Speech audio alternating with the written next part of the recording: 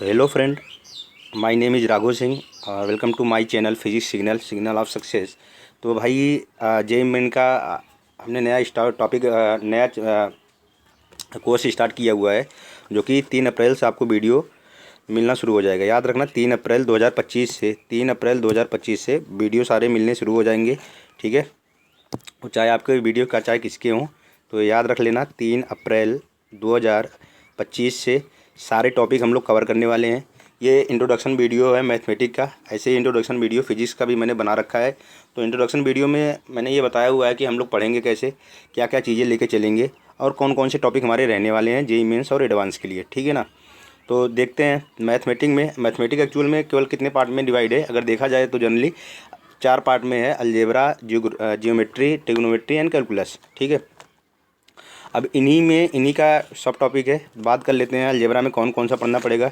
तो अलजेब्रा में sets and relation पढ़ना पड़ेगा, logarithm, inequalities, quadratic equation, progression, binomial theorem, complex number, permutation and combination, determinant, matrices, vector and 3D। ठीक है, बात कर लेते हैं ज्योमेट्री में straight line, circle, ellipse, parabola and hyperbola. इन्हीं तीनों को हम लोग बोलते हैं कोनिक सेक्शन भी बोलते हैं। ठीक है, आगे ट्रिग्नोमेट्रिक एंगल जो होते हैं, ratio, identities, equation, inequalities, solution of triangle, inverse, trigonometric function पढ़ेंगे अपन को, तब से धीरे धीरे सारा कुछ समझ में आएगा कि कौन सी चीज़ क्या क्या होती है। ठीक है, बात करते हैं कैलकुलस की। तो कैलकुलस सबसे ब्रॉड टॉपिक है और सबसे ज़्यादा वेटेज कैलकुलस का ही रहता है। तो फंक्शन से स्टार्ट होता है, function, limit, continuity and differentiability. उसके बाद differentiation, application of derivative, indefinite integration and definite integration, area under curve, differential equation. और इसमें एक टॉपिक शायद और भी, हाँ एक टॉपिक और भी है, AOI। बहुत कम वेटेज है इसका, जिसको बोलते हैं एप्लीकेशन ऑफ इंटीग्रल। जैसे एप्लीकेशन ऑफ डेरिवेटिव होता है ना, वैसे एप्लीकेशन ऑफ क्या होता है, इंटीग्रल होता है। बात कर लेते हैं कि कौन कौन से चैप्टर रहने वाले हैं अपन के। तो sets, relation, function, trigonometric function, ये जो हैं अपन के, ये 11th में हमको पढ़ने हैं। ये वाला इस साइड का जो अपना लेफ्ट हैंड साइड है, इसको 11th में कवर करना है। मतलब ये 11th का पोर्शन है और ये किसका है, 12th का पोर्शन है। ठीक है, आगे अब ये रहा जेईई मेन का सिलेबस, कि अपना जेईई मेन का जो ऑफिशियल सिलेबस है 2024 का, ये सिलेबस है। सेट्स एंड रिलेशन में ये सारे टॉपिक कवर करने हैं। Complex number and quadratic equation में ये कवर करने हैं। आगे बात करते हैं मैट्रिसेस एंड डिटर्मिनेंट में, ये सारे जितने टॉपिक हैं उसको कवर करने हैं। फिर permutation and combination, binomial theorem and application. फिर उसके बाद में पढ़ना है अपन को sequence and series, limit, continuity and differentiability में जितने टॉपिक है सारे कवर करने वाले हैं अपन। और आगे इंटीग्रल कैलकुलस में ये सारे टॉपिक अपने हैं। ठीक है, और बात करते हैं डिफरेंशियल इक्वेशन में ये टॉपिक अपन को कवर करना है। ठीक है, फिर कोऑर्डिनेट ज्योमेट्री में आ जाते हैं, तो स्ट्रेट लाइन में ये सारे करने हैं कवर अपन को। फिर सर्कल, कोनिक सेक्शन में बता दिया 3 होते हैं, इलिप्स, पैराबोला एंड हाइपरबोला। ठीक है, बात करते हैं 3D की। 3D में वेक्टर का कैलकुलेट करना, ये टॉपिक जो है ये वेक्टर का है और ये 3D का है। तो वेक्टर और 3D अपन एक साथ करेंगे। ठीक है, ये 12th का टॉपिक है। स्टैटिक एंड प्रोबेबिलिटी, फिर ट्रिग्नोमेट्री में सारे हो गए अपने। फिर अपन करेंगे किसके, जेईई एडवांस के सिलेबस। तो भाई बार बार मैं बता रहा हूँ, मैंने फिजिक्स वाले भी वीडियो में बताया हुआ है कि भाई जेईई मेन में कुछ टॉपिक अपने क्या कर दिए गए हैं, हटा लिए गए हैं। ठीक है ना। तो जेईई मेन में जो टॉपिक हटा लिए गए हैं वो जेईई एडवांस में हैं, तो पढ़ने अपन को सारे हैं। ठीक है, तो जिनको सच में अगर जेईई एडवांस का एग्ज़ाम देना है तो उनको सारा टॉपिक पढ़ना पड़ेगा भाई, किसी भी हाल में बचने का कोई चारा नहीं है। अब जिसको लगता है कि भाई मुझे केवल जेईई मेन का ही कवर करना है, मैं भी बात करूंगा कि जेईई मेन के थ्रू क्या होता है, जेईई एडवांस क्या होता है, बात करेंगे इसके बारे में। बाकी जेईई एडवांस का जो सिलेबस होता है मैं इसको पहले बता देता हूँ। ठीक है, फिर बात करते हैं अपन। ये जेईई एडवांस में सेट, रिलेशन एंड फंक्शन का ये सारा कुछ टॉपिक है अपना। और उसके बाद अलजेब्रा का ये सारा टॉपिक यहाँ पे दिया हुआ है। फिर मैट्रिसेस का है। फिर उसके बाद में प्रोबेबिलिटी एंड स्टैटिक्स का टॉपिक है। आगे फिर अपना टॉपिक है ट्रिग्नोमेट्री के टॉपिक है ये।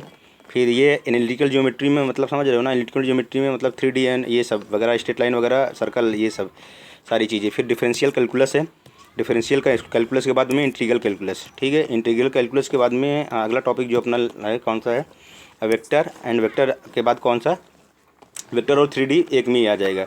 अब बात कर लेता हूँ कि भाई कि ये वीडियो किनके लिए है। मैंने फिजिक्स वाले में बता रखा है, जो 11th में है, 11th बोर्ड में है। ठीक है, 11th बोर्ड में वो भी इसको कवर कर सकता है। और जो 11th में बोर्ड के साथ साथ में फाउंडेशन करना चाह रहा है उनके लिए भी है। फाउंडेशन का मतलब जिनको 2026 में एग्ज़ाम देना है, 2026 में एग्ज़ाम देना है किसका, जेईई मेन और एडवांस का बात कर लेते हैं। और ये टारगेट के लिए भी है। ट्वेल्थ में इस साल जो है मतलब जिनको एग्ज़ाम देना है जेईई मेन का किस में 2025 में, उनके लिए भी है। और जो 13 में रिपीटर है, 13th वाले जो हैं उनके लिए भी है 2025 में इनको भी एग्ज़ाम देना है। तो ये सभी के लिए है। इसी के लिए मैं इस कोर्स का नाम बताया हुआ हूँ कि ऑल इन वन क्लासेज है ये। ऑल इन वन मतलब एक क्लास में सारा कुछ मिल जाएगा अपन को, सही है ना। क्या क्या कवर करने वाले हैं अपन, इसमें हम लोग बता दिया था मैंने फिजिक्स वाले वीडियो में, इसमें भी बता दे रहा हूँ। मैं थियरी लेके चलूँगा, ठीक है ना। थियरी के साथ में एक्सरसाइज भी अपनी चलेगी। एक्सरसाइज में जो प्रीवियस ईयर के क्वेश्चन वगैरह रहेंगे। टेलीग्राम में आपको पीडीएफ मिल जाएगा, सही है ना। टेलीग्राम में आपको इसके जो भी क्लास चलेगी आपका उसका पूरा पीडीएफ मिल जाएगा, जिससे आप एक शानदार नोट्स बना सकते हैं। उसके बाद में और टेलीग्राम पे आपको डीपीपी मिल जाएगी। हर एक क्लास के बाद में आपको एक डीपीपी मिलेगी, सही है ना। डीपीपी में 8 से 10 क्वेश्चन रहेंगे जिसके आंसर उसमें दिए रहेंगे। तो डीपीपी को आप डेली करना रहेगा आपको, जो आपके एक्सरसाइज के लिए होगा। बाकी आपकी एक शीट रहेगी, शीट में आपके शीट में 3 लेवल की एक्सरसाइज होगी, एक्सरसाइज 1, एक्सरसाइज 2 एंड एक्सरसाइज 3, जिसमें हम लोग ईजी मॉडरेट लेवल का exercise 2 and exercise 3 that is जो हार्ड लेवल का, दैट इज़ एडवांस लेवल का जो क्वेश्चन होगा उसको एक्सरसाइज 3 में अपन कवर करने वाले हैं, ठीक है। आई होप समझ में आ गया होगा आपको। और मैं बात कर लेता हूँ अब जेईई मेन और जेईई एडवांस होता क्या है। मैं रफली एक स्ट्रक्चर देता हूँ। वैसे तो यूट्यूब पे दुनिया भर के वीडियो आपके सामने पेश पड़े होंगे, कहीं से भी सर्च मार लीजिएगा भाई कैसे उसमें एडमिशन मिलता है कैसे नहीं मिलता है। मैं क्राइटेरिया बता देता हूँ। पहले तो बात कर लेता हूँ जेईई मेन का। तो जेईई मेन के लिए क्या करना पड़ेगा, तो भाई बात करता हूँ जेईई मेन का। तो जेईई मेन के लिए सबसे पहले आपको क्या करना पड़ेगा, जेईई मेन के लिए आपको ट्वेल्थ में मिनिमम मान के चलो कि 75% मार्क्स आपके होने चाहिए, तभी आप जेईई मेन का एग्ज़ाम दे सकते हैं। और या तो फिर और क्या होना चाहिए, या तो अपने बोर्ड में आप 20% परसेंटाइल में हो आप। 20% परसेंटाइल का मतलब टॉप 20%, मतलब जो टॉपर होते हैं वो 20%, उनका 20% जो होगा उसमें आप आने चाहिए, ठीक है ना। अब बात करें जेईई एडवांस की, तो जेईई एडवांस का क्राइटेरिया बिल्कुल ही अलग है। अब बात करते हैं चांसेस की। तो जेईई मेन में आपको कितने चांस मिलते हैं, तो भाई इसमें 3 चांस मिलते हैं, ठीक है ना। एक तो कब मिलते हैं मैं ये बता देता हूँ पहले कि जेईई मेंस में जो चांस मिलते हैं कब मिलते हैं। तो एक तो आपका कब मिलेगा, भाई जब आप 12th में होंगे, ठीक है ना। जिस साल आप 12th बोर्ड का एग्ज़ाम दे रहे होंगे, एक साल तो वो हो गया आपका, ठीक है। सेकंड आपका कब हो सकता है, सेकंड आपका 1 साल बाद मीन्स 13th में होगा। और अगला कब होगा, अगला या तो आप जब 1 साल और मतलब 14th में। तो बात करें तो टोटल कितनी बार होता है, 2 सेशन होते हैं, सेशन 1 एंड सेशन 2। दोनों सेशन में जो सबसे बेस्ट स्कोर आपका होगा वो काउंट कर लिया जाएगा, 1 एंड 2। इसमें भी जो बेस्ट सेशन होगा काउंट कर लिया जाएगा। तो बात करें चांसेस की, तो 3 चांसेस हो गए, ठीक है। हर एक साल में आपको 2 सेशन मिलते हैं। एक सेशन जनवरी में होता है और दूसरा अप्रैल में होता है। तो दोनों में जो आपका बेस्ट होता है, जो बेस्ट स्कोर होता है, उसी पे आपको जेईई मेन का कॉलेज मिलता है। अब बात करते हैं कि भाई जेईई मेन में कौन कौन से कॉलेज मिलते हैं। तो जेईई मेन के थ्रू एनआईटी का कॉलेज मिलता है। NIT means national institute of technology, national institute of technology. तो ये किसके थ्रू मिलता है, ये जेईई मेन के थ्रू मिलता है। जो गवर्नमेंट कॉलेज होते हैं, चाहे वो स्टेट को हो चाहे वो सेंट्रल हो, गवर्नमेंट जितने भी कॉलेज होते हैं वो भी किसके थ्रू मिलते हैं, जेईई मेन के थ्रू मिलते हैं। आई बात समझ में। और जो सेल्फ एडेड जो बढ़िया कॉलेज वगैरह है ना, वो कई सारे हैं, जैसे मदन मोहन मालवीय, ये गोरखपुर का है अपना, तो ये MMU2 यूटी गोरखपुर, ये भी किसका स्कोर यूज करता है भाई, ये भी इसको स्कोर यूज करता है इसका जेईई मेन का। आई बात समझ में। तो और AKTU ये भी यूज करता है, ये यूपी का ये यूपी बोर्ड का इससे गवर्नमेंट कॉलेज मिलते हैं। तो AKTU भी जेईई मेन का स्कोर यूज करता है। तो बहुत सारे कॉलेज में आपको दाखिला मिल जाएगा, लेकिन एक कॉलेज में नहीं मिल पाएगा जो सबसे टॉप का है। बात करते हैं किसकी, IIT की।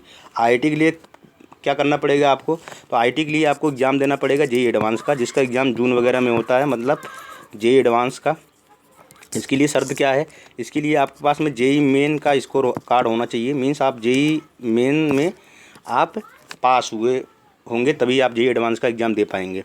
और इसके साथ साथ में एक चीज़ और ध्यान रखनी है कि जेई मेन का एग्ज़ाम ही पास करना बहुत बड़ी बात नहीं है। आपको कितने में आना पड़ेगा, आपको 2.5 लाख कैंडिडेट के अंदर में आना पड़ेगा। मतलब जो जेई मेन में जो एग्ज़ाम दिए होंगे, जितने सारे बच्चे एग्ज़ाम दिए होंगे, टॉप 2.5 लाख, टॉप के जो 2.5 लाख होंगे, सही है ना, टॉप के जो 2.5 लाख होंगे वो किस में जाके अपीयर होंगे, जेई एडवांस में। बस यही सिंपल सा क्राइटेरिया है, ठीक है। अब बात करते हैं भाई, अगर टॉप 2.5 लाख हैं, परसेंटेज की बात करते हैं, तो जब जेई मेन में जो अपीयर हुआ 75% में आया होगा तो ये भी लागू होता है इसके लिए। तो बस यही शर्त है जेई एडवांस के लिए।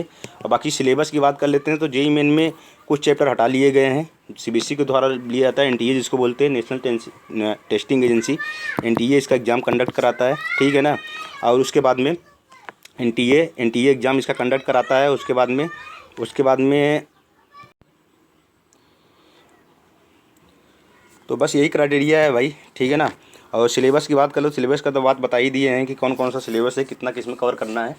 और बाकी रही क्लासेस की, 3 अप्रैल से आपकी क्लास रेगुलर क्लास स्टार्ट हो जाएगी। 3 अप्रैल 2024 से क्लास स्टार्ट हो जाएगी, ठीक है।